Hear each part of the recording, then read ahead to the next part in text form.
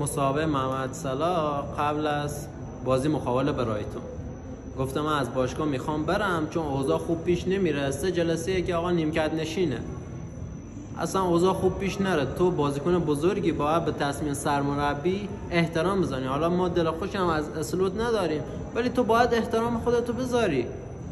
گفتم من میخوام برم. هری راه باز جاده دراز که جلوتو گرفته، برو. بعد گفتم من اگه لیورپول پارسال قهرمان شده به خاطر من بوده. من آقای گل لیگ برتر بودم، افتخارات فردی زیادی کسب کردم. افتخارات فردی که کسب کردی به خاطر بازیکنایی بودن کنارت بودن. چرا این فصلش کار نکرد؟ پارسال مقابل پاریس سن ژرمن آرنولد نبود، نونو مندس قورت داده بود یا آبی هم روش. اگه بخوایم با افتخارات فردیت بسنجیم باید بریم تو تیم ملی ببینیم تو تیم ملی چیکار کردی. تو تیم ملی دقیقاً چه غلطی کردی؟ نه قهرمانی آفریقا آوردی، فقط 2 دوره به جام جهانی صعود کرد. حالا کارفتی کردی. با خداحافظی ما رو خوشحال